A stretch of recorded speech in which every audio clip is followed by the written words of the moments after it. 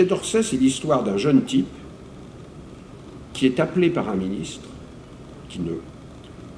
qui va lui confier les langages, ce vocabulaire étrange d'homme politique qui veut dire qu'il doit tout faire, tous les textes, les discours, les conférences de presse. Il doit lui fournir tout ce dont le ministre va parler. Voilà. Que fait le ministre dans l'affaire?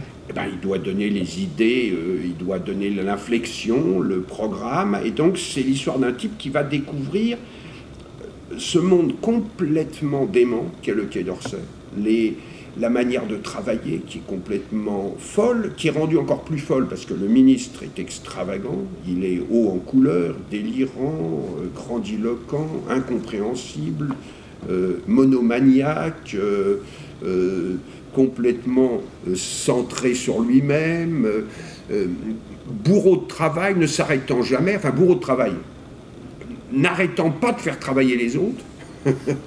Voilà. Et c'est vrai que cette bande dessinée qui était formidable et qui est profondément autobiographique, parce que Arthur Vlaminck, le jeune héros, c'est l'auteur de la bande dessinée, Antonin Baudry, je trouvais que c'était un sujet de film, un sujet de comédie. C'était à la fois désopilant, il y avait des situations qui me faisaient rire aux larmes, et je trouvais que c'était profondément juste.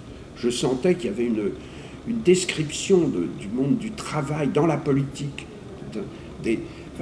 un travail qu'on ne voit jamais dans les médias. C'est comment bosse un cabinet ministériel.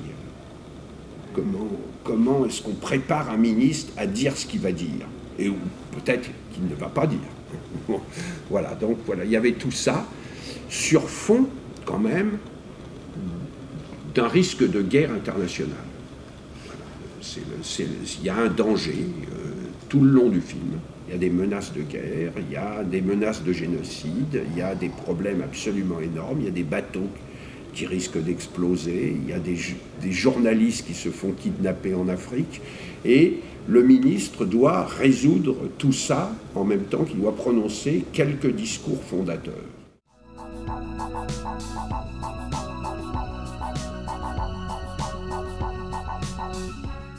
J'espère que c'est une comédie, mais qu'une comédie qui a une forme de justesse, une vérité. C'est une comédie avec des personnages et des acteurs qui ne savent pas qu'ils sont dans une comédie. Qui jouent tous sérieusement, car tous les enjeux sont sérieux. C'est simplement le choc des discussions, des rivalités, des comportements extravagants qui créent une...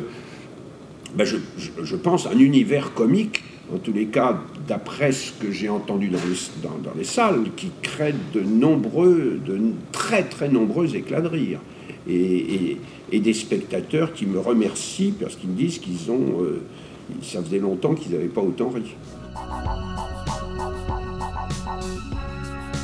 Il y a un peu de coup de torchon, il y a un peu de L627, il y a un peu de...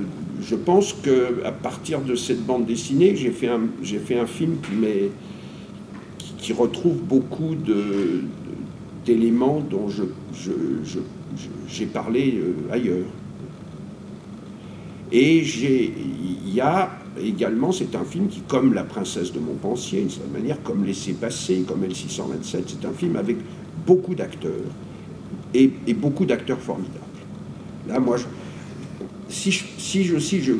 j'aime autant continuer à faire des films, c'est parce que j'ai une admiration vraiment très très grande pour des comédiens, pour la manière dont ils s'investissent dans un personnage, pour la manière dont ils arrivent à m'épater.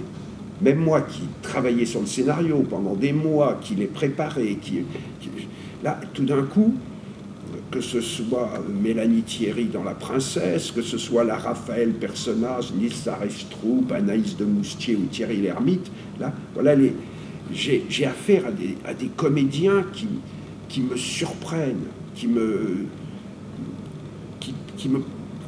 tout d'un coup me font découvrir peut-être des choses auxquelles je n'avais pas pensé, même en écrivant.